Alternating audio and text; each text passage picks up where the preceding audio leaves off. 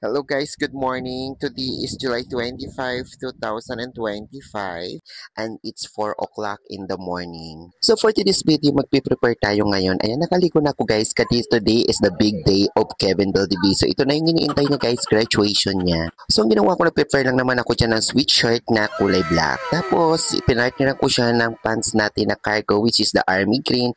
And syempre, hindi magpapahuli yung ating white shoes dyan. Ang ating Air Force 21, pinartner ko dyan guys. So black, green, at saka partner natin ang shoes na kulay white. Hoy, parang ikaw yung gagraduate. But anyway guys, malis na kami dito ng 4:30 in the morning sa Valenzuela City, going to Inares sa Antipolo City. So habang nagtatrive kami papuntang Antipolo, grabe, sobrang zero visibility yung ating daan guys ngayon kasi nga maulan at may bagyo pa. Hayaan mo na, bagyo lang yan basta ating kami ng graduation ni Kevin Valdivie, so wala makakapikit. And finally, for almost 1 hour na pagbabiyahe namin, nakarating na kami dito sa Antipolo at nandito na kami ngayon sa Inares Complex sa Antipolo City. And finally, nakapasok na rin kami dito sa loob ng Inares Complex and thanks God, mabilis namin nahanap yung aming mga upuan. Dito kami sa upper box.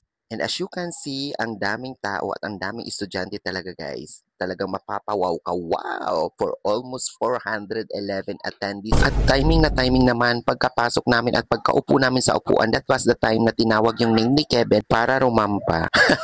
O di ba Dok, nakuhanan pa kita? At least, wow, grabe. Ano to? Concert guys. Punong-puno yung ating Inaris Complex. FYI lang guys ha. Kaya sobrang dami ang mga attendees o graduating student dyan. Almost 411 kasi pinagsama-sama ang apat na branches ng OLFO o Our Lady of Fatima University. Unang-una yan yung Valenzuela City branch, Laguna branch at Nueva Ecija branch at higit sa lahat yung Antipolo branch. So hindi pa kasama lahat ng mga graduating student dyan guys. Aside from nurses, hindi pa nakasama dyan kasi sobrang dami nila kaya iniba sila ng second batch. Ang sarap lang tingnan na nakatapos na sila. At syempre, thanks for all the proud parents sa lahat ng mga graduating students na nagtiyaga at nagpursige para makatapos yung kanilang mga anak. At syempre, I'm so much proud for my sister, Marilyn Valdiviso at higit sa lahat kay Roland Valdiviso na talagang pinursige na makatapos si Kevin sa kanyang course. Oh, Dok, my God, nakakaiyak to ah. So, ganun-ganun lang nakatapos ka na kahit pasaway. Pero, syempre, at least hindi mo pa rin pinapabayaan yung pag-aaral mo. So, I'm so much proud of you, Doc, and congratulations. Pero tara na, ang tagal-tagal na natin dito. Talagang inaantok na talaga ako dyan, guys. Napapapikit na talaga ako kasi sobrang dami nila talaga nakakainip mag-antay. Parang gusto ko na lang tumambling dyan, guys, para hindi ako antukin. Pero wala tayong magawa. Kailangan nating maghantay at kailangan nating tapusin tong ceremony nila, guys. Yung graduation nila, guys. Imagine mo, guys, no? Lahat ng yan tatawagin isa-isa. So, kailan kaya matatapos yan? Actually, nag-start kami dyan ng 7 o'clock. Tapos natapos yata kami dyan ng almost 12 o'clock na guys in the afternoon. So, gutom na kami, uhaw na. Pero laban pa rin para sa ekonomiya at para sa graduation ni Kev. Anyway, pero hindi ko alam guys kung ilang courses yung mga gumraduate dyan. Pero alam ko marami aside from nurses na hindi pa po nakaka-graduate. At nakakatuwa lang din tingnan kasi sayan-saya ng mga bata habang tinatawag yung mga names nila papuntang stage. Siguro iniisip nila, oh my God, tapos na yung tinik ng ating pag-aaral at ito na yung nagbunga na. Pero hindi pa yan ha guys, unemployed pa kayo, kailangan nyo magtrabaho muna at kailangan nyo ipasa yung mga courses ninyo. Huwag kayong dyan, nagagalit ako. Charot. During this video naman guys, that was the time na tinawag na yun si Kevin para tumanggap ng kanyang certification. So ayan siya, kinuhanan ko talaga siya guys ng bonggang-bongga para mayroon siyang remembrance. Ralph Kevin Valdiviso, Bachelor of Science in Biology. So ayan, ako nang tumawag talaga kasi ako yung nag-a-announce niya. And during this video guys, patapos na yung ceremony niyan kaya nakakahinga na kami ng konti kasi makakalabas na kami dito sa Inaris Complex at makakakain na kami guys dahil sobrang gutom na talaga at hindi na makaya, char. And ayan, sa video na to patapos na tayo ngayon guys. So palabas na tayo ng Inaris Complex yan. Siyempre ang unang gagawin natin, pipila na naman tayo ulit, diba? So ayan na nga, super pila na naman tayo sa paglabas guys. Wala tayong ibang gagawin kundi pumila. At yan, nakita nyo naman, nandito kami sa labas ngayon pero sobrang lakas pa rin ng ulan, nakakaawa yung mga parents at siyempre yung mga graduating student natin guys na talagang nagtyaga para maka-attend lang sa graduation nila. Pero that's okay guys, that is your last journey in school.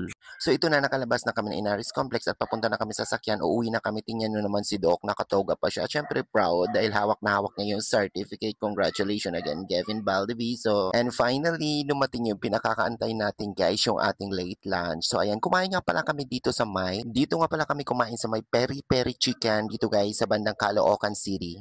At sobrang sarap ng mga chicken nila dito guys at sobrang sarap ng kanilang steak at ang kanilang sauce sobrang sarap. Kung may time kayo, pwede kayong kumain dyan guys at mag-visit para matikman nyo kung gaano kasarap yung kinakain namin. After namin kumain guys, hindi pa rin nagpapahuli si Kevin kasi gusto niya magsangyup so dumaan na naman kami dito sa may karuhatan. Lahat ng mga naghahanap para sa sangyupsal guys at talagang malamig ang panahon ngayon kung gusto nyo po na may mga sabaw-sabaw so ito na po yung the best na tindahan para makapamili kayo at makakukuha kayo ng mga murang bilihin pagdating po sa sangyupsal. Pinro mo, charot.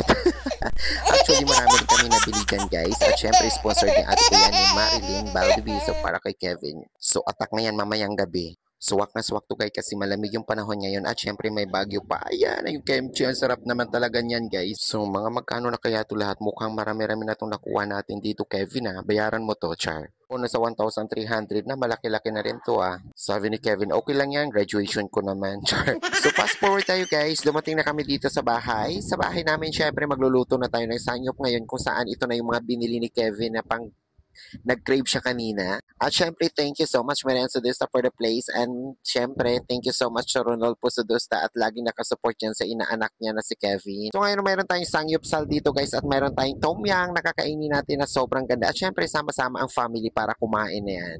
At ayan, sinelebrate na namin ang graduation na Kevin. Ayan, toast para po sa lahat ng mga nakatapos ng 4 years course dyan.